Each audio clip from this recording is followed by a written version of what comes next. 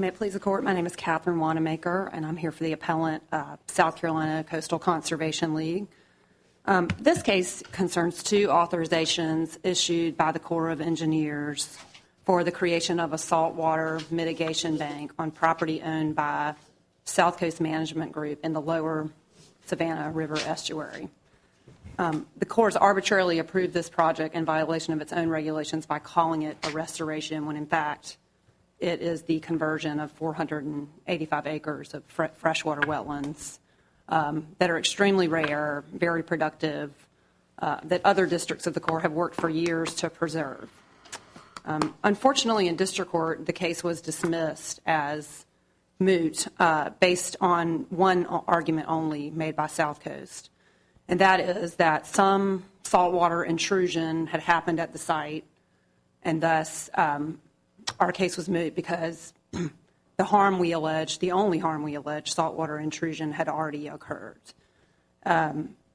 Frankly, it's a little bit of a perplexing ruling because this case is about so much more than saltwater intrusion. It's about the conversion of these 485 acres and the establishment of a highly controversial mitigation bank that everyone from South Carolina state agencies to other federal agencies said should not be approved at this particular location given the facts. On appeal, the government has also raised standing as a basis for dismissal of the litigation. I'll start, I guess, by addressing standing, just since it is a threshold issue for the court. As this court and many others have noted in the environmental litigation context, standing is not an onerous burden for us. It's simply, do we suffer some injury, in fact, that is caused by the challenged activity and that is redressable? I think it's pretty clear from the case law that those injuries can be injuries to recreational, aesthetic, and conservation interest. And we submitted affidavits in district court that explained exactly that as to our injury. We have one from the director of the South Carolina Coastal Conservation League explaining that he uses this area. He watches wildlife, ducks specifically, and migratory birds. He recreates in the area. He goes to the adjacent Savannah National Wildlife Refuge all the time, and that this project as a whole is going to impair those uses and enjoyments of the area. Thus, his injury is caused by that, these permits, and it remains redressable by the court because the permits are still valid. No conversion actually has occurred. Secondly, we have I'm sorry, counsel, can I just stop you? Sure. I think you can clear this up for me. So, right, I understand your argument to be that no conversion to salt marshes has yet occurred and that the intrusion that has occurred could still be remedied. Right? Yes, Your Honor. It could still be undone. But my question is, what's the court's authority to order Southern Coast to take that remedial action? What I understood the district court at least to be getting at was this idea that maybe the conversion hasn't happened yet, but it's underway unless something happens to stop it, and the court doesn't have any power to order the relevant parties to stop it or to undo the damage that's already been done, and that's why it's not redressable. Okay. Yes, Your Honor, let me try and address your question in a couple of steps. First of all, we dispute that any change at all has happened at the site. And we have affidavits on that point that we submitted in district court, and the district court didn't reference in its decision. Those affidavits say, very clearly that the measured salinities of 3.4, it remains a freshwater wetland. They do say that, but they say it would take several years before it became a salt marsh. But it will, right? I mean, over time. I don't think it's clear that it will. I mean, I think the Corps of Engineers in briefing in district court said that the work that is required under Nationwide Permit 27 is required to make this a salt marsh. So one of those things that the permit authorizes is removal of an embankment on the site and filling wetlands and leveling natural elevation to allow more saltwater intrusion to occur. None of that work has taken place. But so it's your contention that if all that happens is sort of status quo, the flood, I can't remember what they're called, the water control doors basically stay open and there is saltwater intrusion, if that continues, if status quo were to continue, for several years, there would still not be a salt marsh. Well, I think it's interesting, and this is very clear in the record.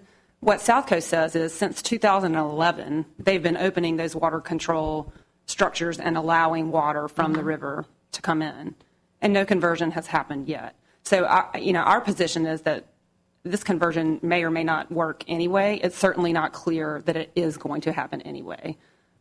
Everybody in this case says that the permit is required to make the conversion, and more importantly, the permit is required for what is called restoration and for the establishment of this as a mitigation bank. So that I understand, but but if your damage, if your injury, is that this is the conversion to the saltwater marsh, I'm just trying to figure out whether that will happen even if there's not a permit and not a mitigation bank. I mean, we dispute that will happen anyway, and I don't think the evidence at this point before district court shows that is going to happen anyway. I mean, as I said, the salinities, our three experts all say it remains a freshwater wetland.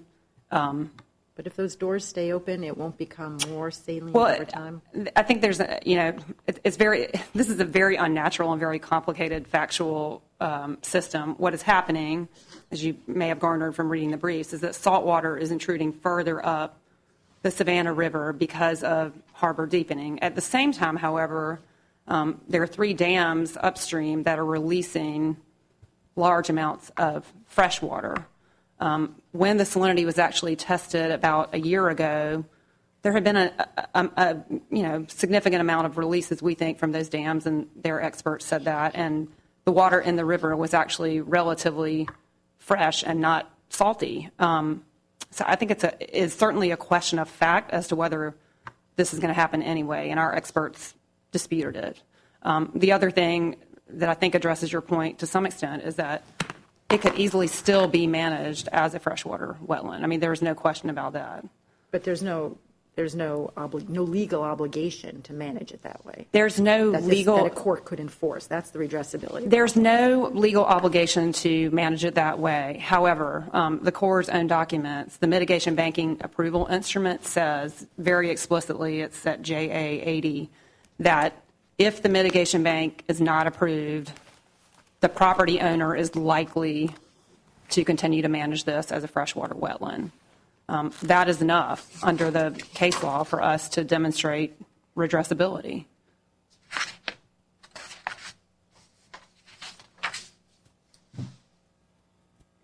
Let me turn just briefly to the district.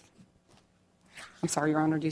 I'm sorry. I'm sorry. I will let this go on. But I'm looking at your brief, and I thought I understood your argument to be that you have these 3 experts who all said that it's not yet converted and that it will take many years for this to occur, and that it could be, it's not irreversible. It could be reversed if you started flooding it with the fresh water. But that does seem to me maybe I misunderstood your brief, but that seems to me to be saying this is going to happen. It's just going to take a long time. I don't. I think if you're reading our briefs is that we can see that point.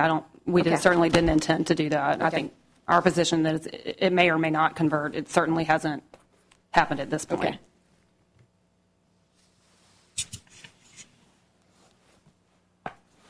As I said, I'd like to just briefly turn to the mootness holding by the district court. That is, I think, the clearest example of error in the ruling below.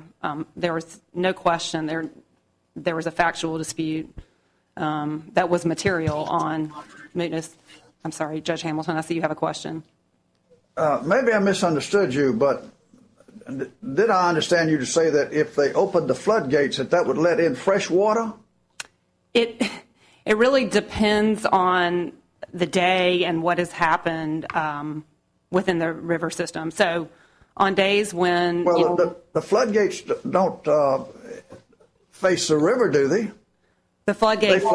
They face the marsh, don't they?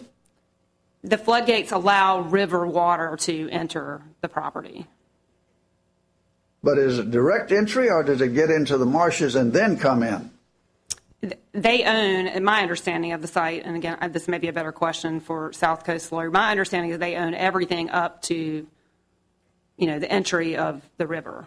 There is a marsh a tidal marsh at the front of the site that connects the site to the river. That's a salt marsh that, has... Well, let me put it this way. Is the Savannah River in that area, is that briny or saline, contain saline, or is it fresh water? It varies. Saltwater intrusion has gone further and further upstream because of other core deepenings. On the days where they actually did the measurements this time last year, the salinity in the river was around 2.8. That's pretty fresh, not even close to saline. So there's a lot of variability in it, which I think calls into question whether this is going to be a successful project or not a successful project anyway. Thank you. You're welcome. Yes, with respect again to the district court's ruling on mootness, as I said, there was a pure, factual dispute about the affidavits. The district court found we did not contest their salinity numbers, and so all the harm here had occurred. The missing piece, however, was that we did contest whether this had been a conversion very clearly in our affidavits, and that was not addressed. So we think, at a sheer minimum, the case should be remanded to district court for a reconsideration of the factual issues surrounding mootness. But more broadly, on the mootness point, the district court's error was also a legal one. As the court is well aware, the mootness standard is there any effectual relief whatsoever that can be awarded? We have 6 claims that challenge both of these 2 different approvals. Even if a full conversion had occurred, which, again, we dispute, the validity of the mitigation banking instrument remains a live issue, which the court can clearly provide relief upon, and we think, that in and of itself would prevent mootness of the entire case. And then finally, as a kind of more procedural technical matter, we also had a pending motion to amend before the district court, which was denied for the same reasons that the district court found the case to be moot. In other words, he concluded that because, our case, he could provide us with no relief, he would also deny the motion to amend. That proposed claim was going to add a NEPA challenge to the Corps' failure to consider cumulative impacts, because there is a second proposed mitigation bank which would do the exact same thing as this one, convert freshwater wetlands to saltwater. It's the same project proponent in our understanding, and it's another 300 or 400 acres. We sought to add, excuse me, sorry, Judge Hamilton. Is that the Murray Hill project? That's the Murray Hill project, yes, Your Honor. Well, based on my research, the Corps of Engineers has yet to approve that project. The Corps has yet to approve that project, and our claim that we sought to add was that in approving this project, the Clydesdale project, the Corps was aware of that project. It's referenced in the mitigation banking instrument approval that there's a second project coming, and our claim was that the Corps failed to consider the cumulative impacts of these 2 projects. The draft public notice announcing that project came out, in the midst of this litigation, and that's when we sought to add a claim about it, but unfortunately we never were allowed the chance to do that. I see that I'm over my time. Thank you, Ms. Warner. Mr. Lundeman.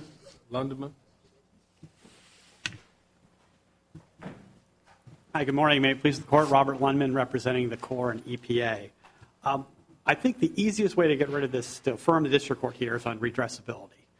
South Coast controls the gates that link their property to the river, and those gates since 2011 have been open. The river water now flows into the impoundment, flows out of the impoundment through those gates, and that is the harm that plaintiffs here were trying to prevent. So vacating, setting aside the Corps' permit approval here, the authors, the verification that Nationwide Permit 27 applied, or setting aside the mitigation bank, would not have any on-the-ground effect here, and their injuries simply would not be redressed.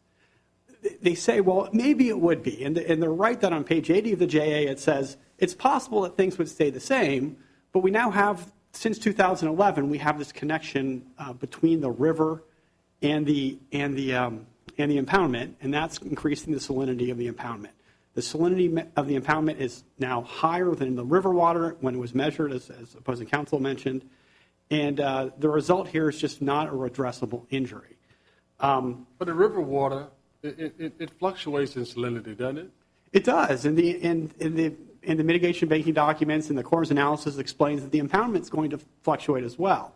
What plaintiffs want is that the system that South Coast used to implement, where it opened the link to the canal, the freshwater canal on the kind of the northern side of the property, and brought in freshwater, that they keep doing that they keep bringing in freshwater, that they keep the gates linking the impoundment to the saltier river water closed, and that they maintain this artificial clean freshwater impoundment. And there's no requirement here in the Clean Water Act that South Coast do that. There's no requirement under the APA that the Corps require them to do that, and the Corps couldn't. That's their own property, and they get to make that choice how to operate it. And the court, there's just no hook here for the court to redress that injury by the plaintiffs. And it doesn't matter that the conversion is not complete. If this was a case where setting aside the government action would stop the conversion or reverse the conversion, then there would be redressability. But we don't have that. And experts say that if you continue to do what they're doing, as you say they lawfully can, that there's question whether or not this will become saltwater marsh. That's what they want to prevent. Well, it's not enough for them that South Coast just keep doing what they're doing. To keep it freshwater marsh, and their experts say this, they have to keep bringing in the water from the Army Corps Canal on the other side of the property. Well, you built it for that purpose, didn't you? When you dredged the Savannah River, and you ran that canal to bring fresh water to help, didn't you? Right, to the wildlife refuge and other area property. Well, why you represent the interests of the United States people. Why don't you want it to be fresh? We're going to run out of fresh water in the world. Why do we want to continue to increase these the saline aspect of these waters? Well, there's two answers to that. First, yes, with respect to the wildlife refuge, which is federal property, we keep bringing fresh water into that to maintain a freshwater wetland on 20-some thousand acres, bordering close to this property. But with respect to this property, we don't have a way to require South Coast to keep it a freshwater impoundment. They control their gates. It's their property, and they have the right to bring the water in as they see fit. And here, what they have done, they've decided they want to create this mitigation bank, and the Corps approved the instrument for that, based on restoring the natural connection between the river and their property by removing the embankment that divides the two. Right now, they're opening the gates along that embankment to bring water in, but what they want to do is remove the embankment. Well, when you say restoring, how far back are we going to go? Well, I mean, that's... Weren't these rice, wasn't this for rice, production of rice?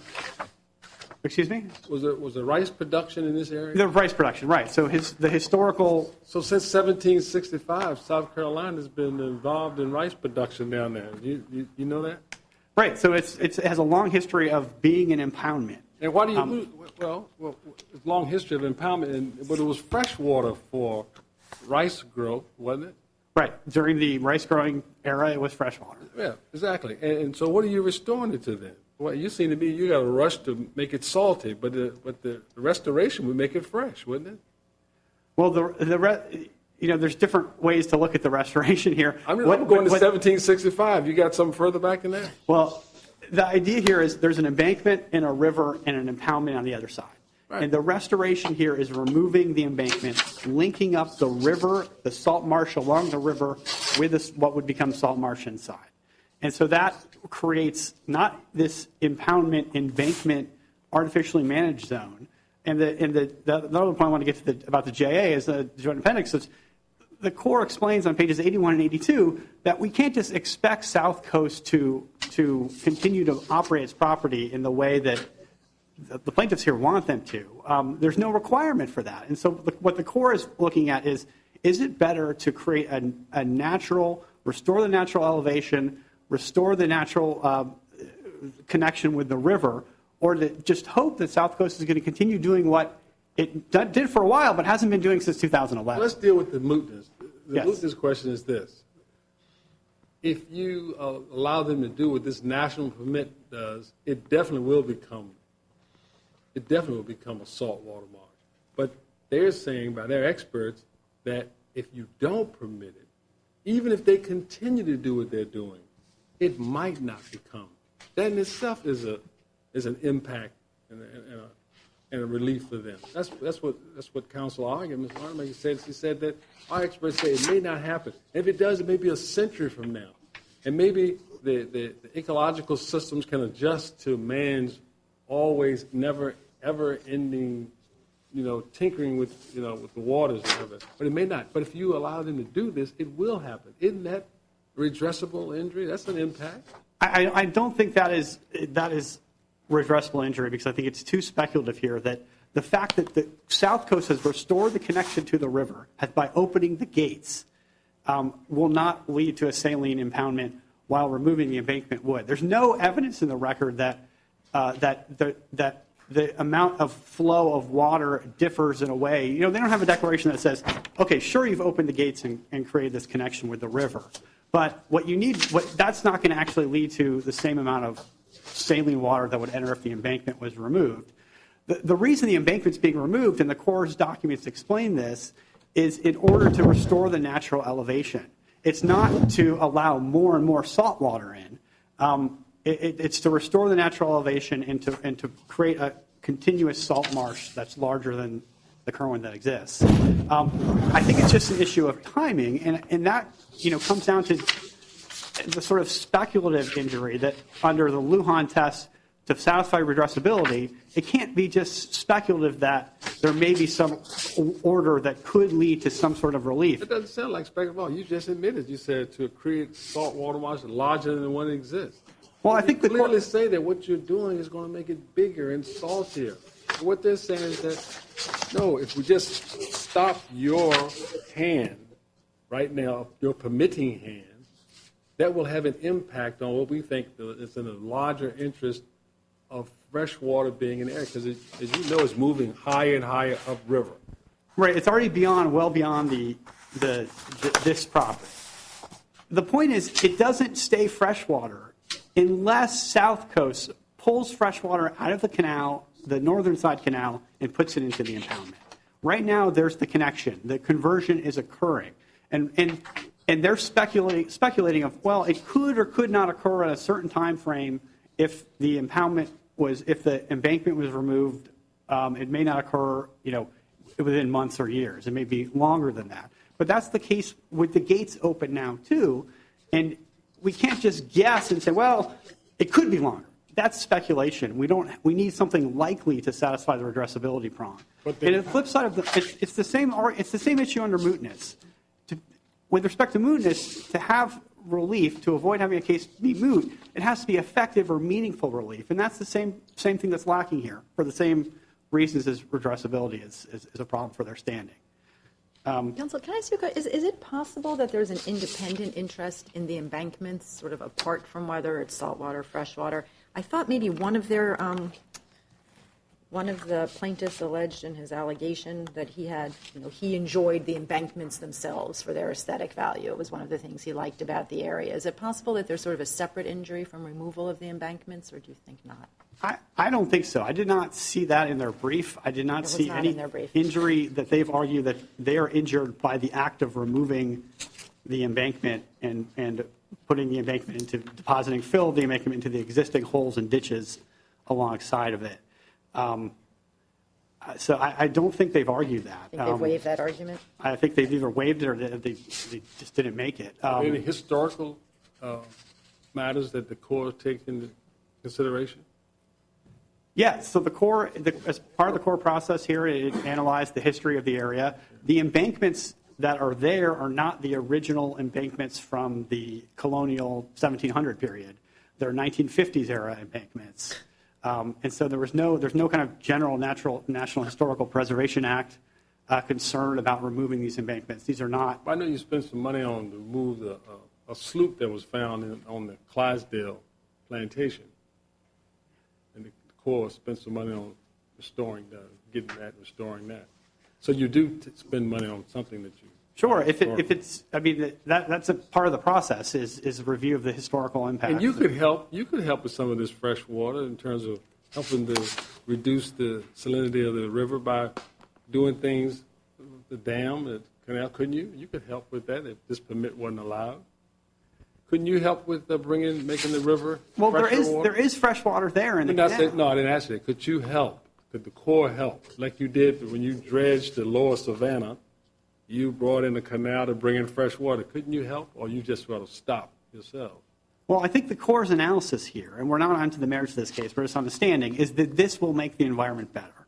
And the Corps', if you look at the mitigation banking instrument approval document and the nationwide permit 27 verification by the Corps, it explains why, across a variety of measures, this project is good for the environment. Now, plaintiffs say, no, it's not, because of this freshwater impact, the loss of the freshwater. But the problem they have is that their injury from that freshwater loss has both occurred and can't be remedied by any order of the court. And so there's no meaningful relief that can be awarded. It's moot. Or if you look at it through the other Article 3 kind of partner of standing, there's no redressability. But either way you kind of frame it, they're in the same place, which is no Article 3 case or controversy. Unless there's more questions, I'll leave the rest of my time for Mr. Barnett. All right, Brian?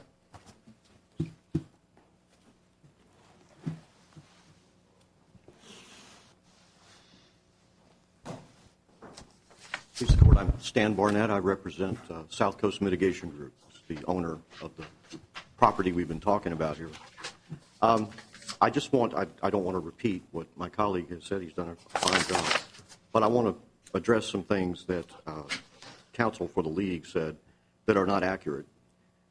She mentioned state agencies, plural, being opposed to this project. One man in one state agency is not happy with the idea that the impoundment would stop being managed as a duck impoundment. I suppose he likes ducks. He's with the Department of Natural Resources. The project is supported by our state's environmental agency, the South Carolina Department of Health and Environmental Control, as well as the Department of Transportation, the State Ports Authority, because there is a need for mitigation credits that could be used for projects, public projects in large part, highway projects, things like that. As far as the likelihood of a salt marsh being growing up inside what is now a managed impoundment, right outside the impoundment, right outside, where the salinity in the water is less than it already is inside the impoundment, there is a thriving salt marsh with all of the salt marsh plants. I've listed them in the brief, Spartina, alterniflora, things that your honors would be familiar with if you're crossing a salt marsh area. There is, throughout the league's arguments, a theme, which is that somehow that salt marsh, that type of marsh environment, would be less environmentally valuable than this managed duck impoundment, which is flooded a few months of the year and drained for the rest of the year. Salt marsh environments are regularly touted and have been for decades now as some of the most productive environment that we have. This part of the Clean Water Act that we're talking about, Section 404, began its life legally in terms of its enforcement with efforts by the Corps of Engineers. I know because I was there. I was a lawyer with the Corps of Engineers for 12 years, to stop the destruction of salt marsh environments. This argument by the league turns all of that on its head, that somehow this unnatural environment, they say, which is only maintained at great expense by my client, is more valuable than the natural salt marsh environment, which is right outside. So I don't think there's any question that a full return of flow and interchange of flow between the area that is now an impoundment and the natural river system will result in the same marsh environment, which is currently outside the dikes, regenerating itself inside the dikes. What year did you go back when you said a return to this flow? Well, by that I mean integrating the impoundment with the natural system. I'm not speaking in terms. How long has the impoundment been there? There has been, it's unclear. A lot of numbers have been thrown around. There's nothing in the record that shows when the area was part of the rice cultivation. It was in antebellum times. I don't know if it was colonial times. I haven't done the research. There's nothing in the record that tells us. But at some point before the Civil War, it was a rice plantation, or rice fields, when the Savannah River was fresher, because it had not been at that point deepened by the dredging that has taken place in the last 100 years. So today, It's amazing how neither you or the Corps have any idea about restoration, but you call the project restoration. Well, I think by that they mean integrating an unnatural area with the natural environment. That's what they mean, restoring it to be a part of the natural environment. The natural environment now is the Savannah River with the salinities that it experiences, in part because of changes in the depth of the river, and also in part because of the dams. As you may know, Your Honors may know, the Savannah has a number of large impoundment power dams managed by the Corps of Engineers, and when they release a lot of water from those dams, then the river gets a little fresher. But the existence of the salt marsh outside tells us all that it is saline enough, brackish enough, that these plants that thrive in that environment are living there. And the fact that they are living there means that it is salty enough. But if you are wrong and they're right, that there is a reason to make it less salty, then you would agree that this permit would be an injury to that? Well, the only permit at issue is the nationwide permit 27. Well, I know that. But The approval of the mitigation banking instrument is not a permit per se. But that's what they're part of. This litigation is about. They Yes, want to do yes, that. sir. Indeed, So it you'd is. agree that that would have an impact on their position by allowing these changes? You It agree? certainly would have an impact on my client. I understand it because your But, client has a position, but that's why we look at mootness very carefully, because it has to be under no situation where there can be any relief at all. But it sounds to me, it starts with your saying, as you rightfully said, I don't know what the fuss is about. Saltwater marsh is the best thing that can happen down there. You might be right. I don't know. But they say otherwise. Yes. And we're not here to decide that on the merits. No, sir. We're deciding only that whether or not it is totally moot what they're asking not to be done. The only harm that they've alleged is the physically concrete harm that gives us jurisdiction in a case like this is the entry of salty water from the river into the impoundment. That's all that they allege in their complaint. Every one of their causes of action is premised solely on that as a harm. But that's already occurred.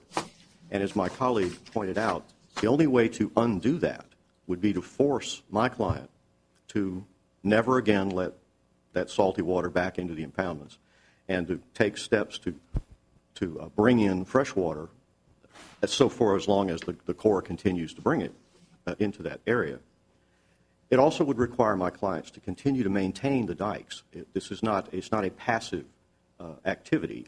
They erode away, they blow out. That's not in the record, but that happened last year.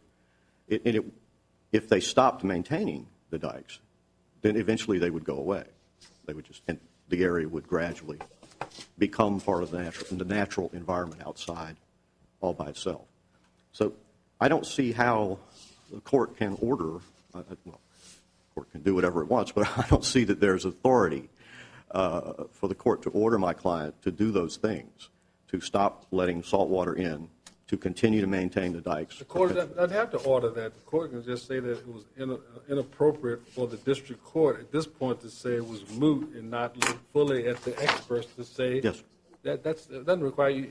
That's the fallacy of false dilemma. But if the harm that was alleged has occurred, which it has, then it seems to me the jurisdiction is gone. The argument that somehow the approval of the mitigation banking instrument all by itself, regardless of any physical reality, is a harm, I think is a fallacy. Nothing will happen as a result of that mitigation banking instrument being approved. Well, I guess let me just ask about that. So I think in its first order, right, denying the first motion to dismiss, the district court kind of said, look, when you look at it practically, this whole thing is being driven by the mitigation bank. So if that were denied, I thought there was at least a suggestion, then this might, in fact, be maintained as a freshwater. Well, indeed. He said it was the driving force. Right. And that is correct. But then when he invited exploration of salinities, which had not been done at that point, and when it was determined that the harm that they sought to prevent had already occurred, then there wasn't anything left for the court to do. But I guess, So what is your position on if the mitigation bank approval were denied, if the permit were denied, what would happen? What would your client do?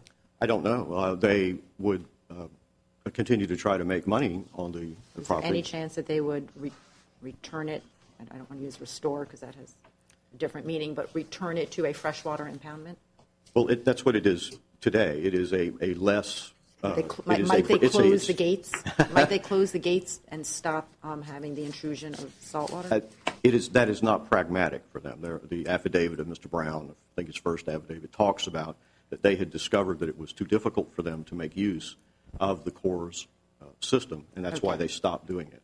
That's why they went to the water in the river is not so salty that they can't continue to manage it as a duck impoundment. This business of fresh and saline fresh, I mean, they're more terms of art than they are of science. So basically, your client is not closing those gates and doing the fresh water from the canal? No, ma'am. No matter what happens on They these have concluded permits? that that's not practical. Okay. There are no other questions? I appreciate the court's time. All right, Ms. Wanamaker, you have some time reserved.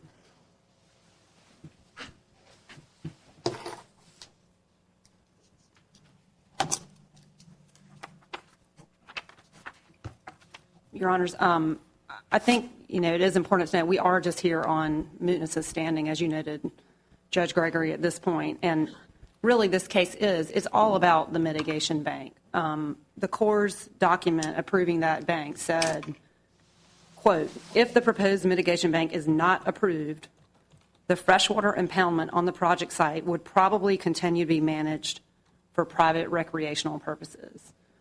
In our view, invalidating both of those two approvals would clearly redress our injury, just based on this statement by the Corps that it's all about the bank. If they cannot establish a mitigation bank, the site may likely stay a freshwater impounded wetland. What do you do with what your counterpart just said, which was even if this stuff is denied, they're not closing the gates, they're not bringing in the fresh water from the pipe? That's not happening.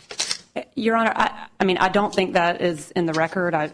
He says there's an affidavit, someone explaining why that's not practical anymore. That, to me, I don't recall that in the record. That is a certainty. I think it's unclear what will happen if the two approvals are vacated. But we still have, effective relief, obviously, that the court could award us at this point. As to the Corps of Engineers' argument that they cannot require South Coast to bring fresh water in, that is correct. We absolutely agree that that is true. But at the same time, this case is about more than that. They have approved a mitigation bank, and it's true that they can't require fresh water to come in, but it's also true that South Coast isn't necessarily entitled to create a mitigation bank on this site under the guise that it is restoration. Relatedly, on the whole notion that this could happen anyway, if this happens anyway, if there were no Corps permits at issue in this case, if this were to happen anyway, South Coast would not have a mitigation bank. They obviously have to have an approval to have that bank. Mitigation banks are created for very limited, specific purposes. They're based on restoration, creation, or enhancement of aquatic resources. They have to have the restoration here approved by Nationwide Permit 27 to have the mitigation bank. If this conversion just happens anyway, they don't have a mitigation bank, and that is really what is the driving force of this entire case. And we believe we still have causation, redressability, and the claims are not moot. It's a fairly straightforward issue that the approvals are both still out there. If anyone wanted to moot this case, the Corps of Engineers, if they were to rescind their permits or South Coast were to say that they didn't need it, the case would clearly be moot at that point, but that's not what has happened. The permits are there. The work hasn't been done. The conversion has not occurred. There's at least a factual dispute about that, and the case is not moot, and we still have standing. Thank you. We'd ask for reversal of the district court opinion in this case. I don't want to give you a chance to respond. That's why I waited. But this will save a 28J type letter. Mr. Barrett, can you tell me what the site is to the in J to the affidavit that you said that clearly says what your client will do if they lose?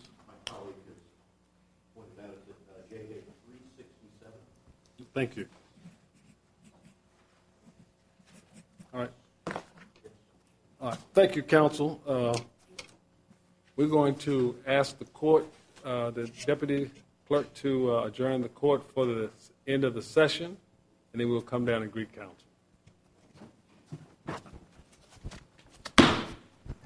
This honorable court stands adjourned. Sine die. God save the United States and this honorable court.